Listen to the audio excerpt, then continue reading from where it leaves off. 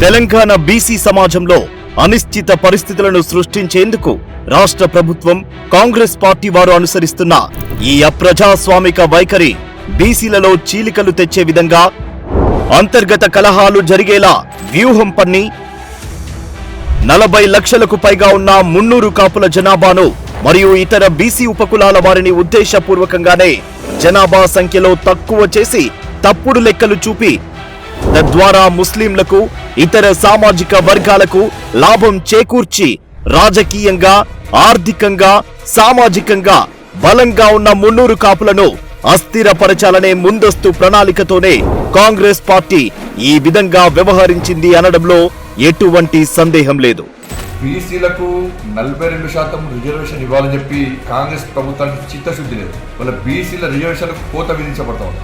మరి కాంగ్రెస్ పార్టీ దగ్గర ఏమాత్రం నీతి నిజాయితీ ఉండేది, నిబద్ధత ఉండేది. ముస్లింలను 10% బీసీలో చేర్చకుండా మీరు ఆ జాబితాను పంపించే ప్రయత్నం చేయాలి. లేకుంటే బీసీ సమాజం కాంగ్రెస్ పార్టీని క్షమించదు, భారతీయ జనతా పార్టీని పూర్తి స్థాయిలో వ్యతిరేకిస్తుంది.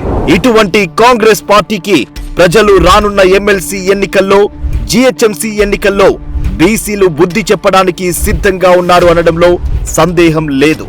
తెలంగాణలో బీసీల శక్తి ఏంటో, మున్నూరు కాపుల బలమేంటో ఈ ప్రభుత్వానికి అర్థమయ్యేలా చెప్తామని ప్రతి ఒక్క బీసీ వర్గం తరఫున తెలియజేస్తున్నాం. అదేవిధంగా మున్నూరు కాపులను నేరుగా ఎదుర్కోలేకనే ప్రభుత్వం ఇటువంటి దుశ్చర్యలకు పాల్పడుతుంది అనేది ప్రతి ఒక్కరూ అంతర్గత భావన.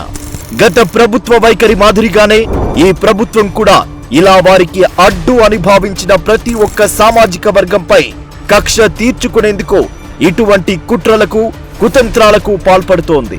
తెలంగాణలోని బీసీలుగా గుర్తింపు పొందిన ప్రతి ఒక్క సామాజిక వర్గం వారు అందరూ కూడా ఏకమై ఈ కుట్రలను తిప్పికొట్టాలని కాంగ్రెస్ పార్టీని గద్దెదించి బుద్ధి చెప్పాలని పిలుపునిస్తున్నా.